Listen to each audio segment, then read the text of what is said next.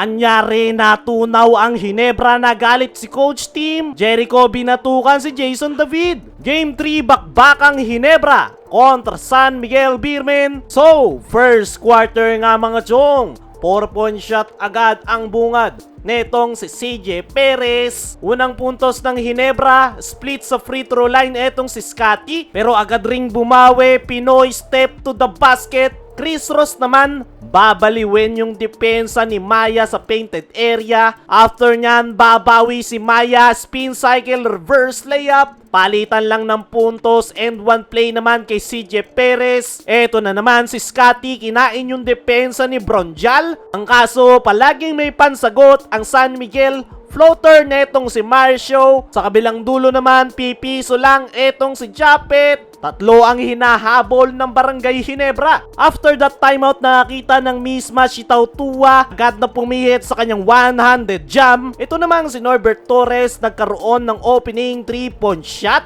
Upo naman ng 3 minutes si Jericho matapos batukan si Jason David. Ito na yung game plan ng Ginebra. Pick and pop play. Gagatasan nila yung depensa ni Fajardo. 1-point lead para sa Barangay Ginebra. After nyan, tumba na naman si Jason David. Tapos makipagbalyahan. Hindi nagpapapasok yung tira ng Ginebra. Kaya naman, nagkaroon ng mini run ang San Miguel. Muala Tautua and one play pull-up jumper naman itong si Don Troliano. Pamatay sunog naman yung 3-point shot na to ni RJ Abarrientos. Ang kaso, biglang tatakbo ang San Miguel. Easy layup kay Don. Dying seconds, gagamit ng pick and roll play ang Ginebra. Floater shot from Japet. Natapos ang first quarter, 21-26. 5-point lead para sa SMB. Pagpasok ng second quarter, agad na tumikada sa 3-point area etong si Don Troliano. Ganda naman ang hanap ni Maya kay Troy Rosario sa ilalim. Ang kaso, etong si Don unti-unti nang umiinit, aggressive to the basket. Sasagot agad etong si RJ, pero ganda ng pasahan ng San Miguel. Open na open si Jeron Teng. Susubok ng pick and roll ang Ginebra, kaso huli ng depensa ng San Miguel. Baliktaran yan sa SMB, madali lang nilang naipapasok ang tira. Unsuccessful challenge ng Ginebra. Imbes na Jericho Cruz, Jericho Rosales ang tawag ng referee. Sinenyasan naman ni Coach Team na gumamit ng utak si Troy matapos yung kanyang offensive foul. After nyan, tuluyan ng uminit yung ulo ni Coach Team. Tapos hindi tawagan ng offensive foul si Junmar. 12 ang hinahabol ng Barangay Ginebra. After ng timeout na yan,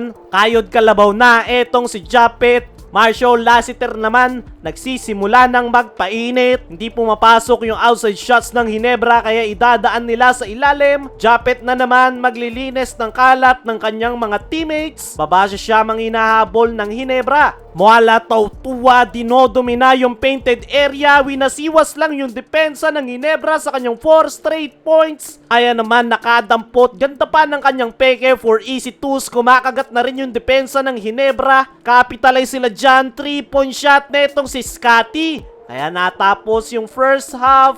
41-47, 6 ang hinahabol ng Barangay Ginebra. Pagpasok ng third quarter, ipit na si Scotty, pero nagawa pa ring makalusot sa depensa. Pagkakataong dagdagan, kaso turnover, nakatakbo tuloy etong si CJ Perez. Pero ang Ginebra tuloy-tuloy lang, 9-2 run. Kumakagat din yung kanilang depensa. Sabay dekada si Jeremiah Grace sa kabilang dulo sa 3-point area. Timeout ang San Miguel, 1-point lead para sa Ginebra. Pero after ng timeout na yan, biglang nag-init si Don Troliano. Dalawang sunod na 3-point shot ang pinakawalan. Balik sa 7 ang abante ng San Miguel. Pero lolobo pa nga yan dahil dito kay Don Troliano. 10 straight points sa loob lang ng ilang minuto. Timeout ang Ginebra. 11-point lead para sa San Miguel. Pero after that timeout, eto na naman si Don Troliano open sa ilalim. Sunod-sunod pa yung turnovers ng Ginebra. Easy dunk kay CJ Perez. Makakalusot ng isa si Troy Rosario. Pero patuloy na dinadarag ng San Miguel yung malamyang depensa ng Barangay Ginebra. Magbabaon ng 3 etong si Nards Pinto. Pero etong si Don Troliano, mainit pa rin and one play. Namamagana yung kalamangan ng San Miguel. Naghahanap na ng mabubunot si Coach Team. Jason David nakalusot sa depensa. Bahagyang nabubuhayan ng Ginebra. Ganda ng kanilang depensa. Dito nakapuwersa pa sila ng turnover. Walang puntos ang dalawang kupunan, pero ganda ng depensa ng Barangay Ginebra. At natapos ang third quarter 63-74. 11-point lead para sa San Miguel. Pagpasok ng fourth and final quarter, dalawang free throw ang ibabaon netong si RJ. Pero eto na yung problema ng Ginebra. 0 points si Junmar sa pag-start ng fourth quarter. Pero ilang minuto pa lang ang nakalipas, ka-6 na puntos na agad si Junmar. Pero ang Ginebra, mini run, ganda ng pihit ni Scotty sa ilalim. Eto namang si Troy nakadampot sa ilalim. Baba sa 7